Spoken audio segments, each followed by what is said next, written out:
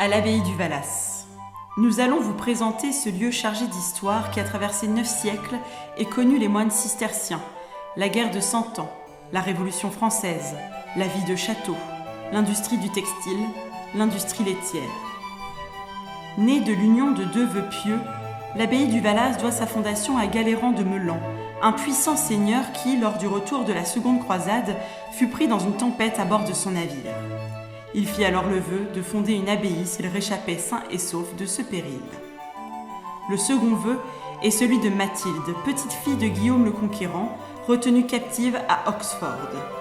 Mathilde fit elle aussi le vœu de fonder une abbaye si elle parvenait à s'échapper saine et sauve. L'abbaye Notre-Dame du Vœu fut consacrée en 1156 par le pape Adrien IV et les bâtiments sont achevés en 1218. En regardant autour de soi, il est difficile de percevoir la présence d'une abbaye, mais plutôt celle d'un château de style classique. Pourtant, plusieurs traces témoignent de l'histoire des lieux comme abbaye. L'abbatiale n'existe plus aujourd'hui, mais son empreinte est tracée au sol en pavé blanc. On distingue nettement sa forme de croix. L'église primitive du XIIe siècle venait fermer la cour intérieure et formait ainsi un cloître. Cette première église cistercienne fut totalement détruite lors de la guerre de 100 ans, puis reconstruite au XVIe siècle dans un style gothique flamboyant, légèrement plus courte. L'aile est était réservée aux moines. Le mur du pignon porte encore les traces de l'abbatiale disparue.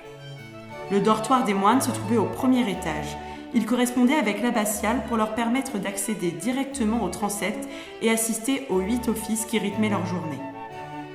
La tourelle des matines, encore présente, faisait le lien entre les 2 bâtiments. Les fenêtres servaient d'accès au comble des chapelles et du transept. Aujourd'hui, c'est dans les combles de l'aile est que nous pouvons encore admirer l'une des charpentes en chêne datant du XVIe siècle. Les aisseliers courbes ont été conservés et les arbalétriers ont été doublés pour couvrir l'épaisseur du mur élargi au fil des travaux. Au rez-de-chaussée de cette aile se trouvait la sacristie, une bibliothèque, la salle du chapitre, l'auditorium et la salle des moines.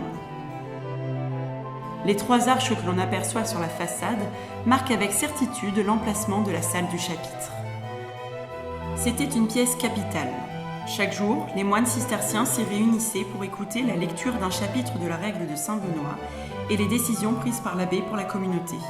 Plus vaste qu'aujourd'hui, cette salle possédait de beaux chapiteaux cisterciens, des arcs romans et était ouverte sur le cloître pour que les frères convers puissent suivre la lecture de l'extérieur. Chez les cisterciens, le cloître est en bois. C'est le lieu privilégié pour la méditation et la promenade, autour duquel s'organisent les bâtiments de la vie des moines. L'aile centrale, totalement reconstruite au XVIIIe siècle, accueillait le réfectoire des moines, une cuisine et le scriptorium, la seule pièce chauffée de l'abbaye. Les frères convers occupaient l'aile opposée à celle des moines, car leur statut était différent. Ils n'avaient pas le droit de s'exprimer au chapitre ou sur les affaires courantes de la communauté et pénétraient dans l'église par la nef.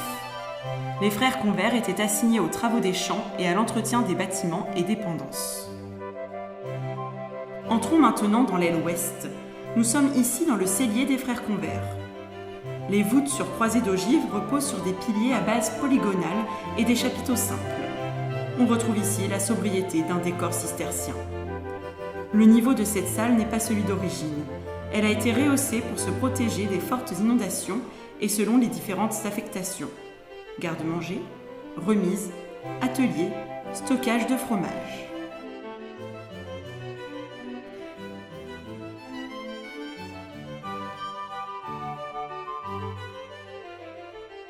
Cette seconde salle était le réfectoire des frères convers.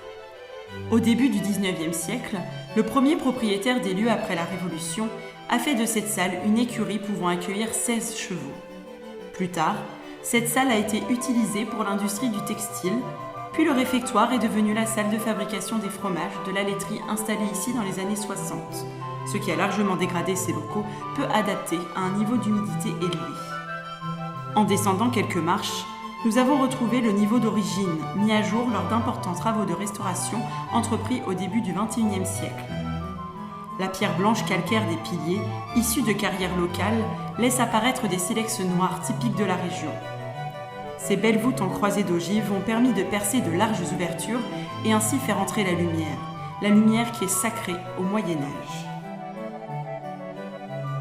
La cheminée datant du XVIe siècle a été entièrement restaurée, ainsi que le dernier pilier qui s'était effondré.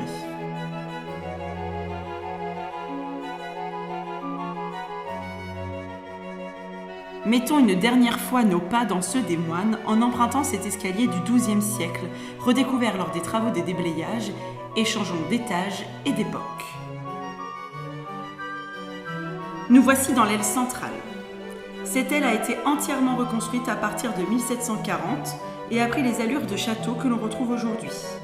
Le bâtiment est élargi pour englober la galerie du cloître et surélevé pour éliminer tout risque d'inondation. Au rez-de-chaussée, côté cloître, une galerie tient toute la longueur de la façade et s'ouvre sur le préau par de grandes baies cintrées. Suite à la Révolution, l'abbaye du Valas devient bien national et est vendue à un riche négociant havrais, Jacques-François Bégoin. Face aux dégradations de l'église abbatiale, il dut se résoudre à la démolir. 20 ans plus tard, Pierre-Abraham Fauquet et sa femme Adèle Lemaître acquièrent le domaine du Valas. Issus tous deux de grandes familles manufacturières, ils installent une filature dans les bâtiments, mais après une dizaine d'années, Madame Lemaître convainc son mari de réserver l'ensemble du domaine à un usage résidentiel et l'usine est détruite. Des travaux d'aménagement sont alors entrepris, tant à l'extérieur qu'à l'intérieur. Au rez-de-chaussée, l'ensemble des voûtes en pierre sont masquées par des plafonds de stuc. L'ancien cloître devient une véritable galerie d'apparat avec de nombreuses sculptures, peintures, plantes et objets précieux. Dans le salon Boutran, stuc et boiseries habillent murs et plafonds. Les angles de la pièce sont ornés de 4 poutis, petits angelots sculptés à la gloire des grandes richesses de la région. L'un des poutis représente l'architecture. On y voit un T, une équerre et un compas, une planche et un chapiteau ionique. Le suivant tient dans une main une corne d'abondance de fruits exotiques et de l'autre un caducée, symbole du commerce maritime et de la médecine. Une balle de coton aux initiales de la famille Fauquet-Lemaître, A, B, F, L, M, fait référence à l'activité manufacturière du maître des lieux. Ce troisième angelot tient un fléau et une gerbe de blé posée près d'une charrue, symbole de l'agriculture. Le dernier poutot tient un marteau, a le bras posé sur une enclume avec à sa droite une navette associée à une ruche. Il symbolise l'artisanat et le labeur du tisserand. Les salons comportent chacun 2 entrées. Cette modification a été apportée par les Fauquet pour faciliter la déambulation et le service. Entrons dans le dernier salon, l'une des plus belles pièces du château, le salon Fauquet, qui était à l'époque la grande salle à manger. Des sculptures ornent le salon et soulignent l'élégance des boiseries. Dionysos apparaît dans le médaillon central entre les 2 portes, Aphrodite sur le médaillon de gauche, ainsi que des frises à pampres de vigne chargées de grappes de raisin. Au-dessus de nous, les 6 médaillons représenteraient les visages de Madame Fauquet et de ses filles.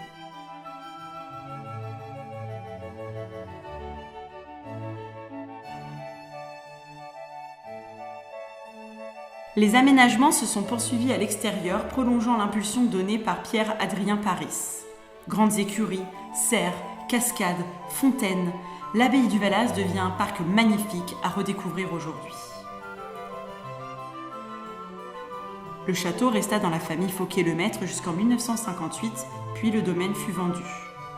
Malgré l'inscription à l'inventaire supplémentaire des monuments historiques en 1943, il fut autorisé d'y installer la laiterie de Lillebonne, qui produira entre 1960 et 1984 notamment le camembert de l'abbaye, mais entraînera malheureusement la détérioration des bâtiments. Racheté par la commune de Gruchet-le-Valas en 1984, puis géré par la communauté de communes Caux-Vallée de Seine à partir de 2007, de gros travaux de restauration sont entrepris. L'abbaye et son parc retrouvent, au fil des années, leur vocation d'origine. Un lieu de travail, de partage et de sérénité.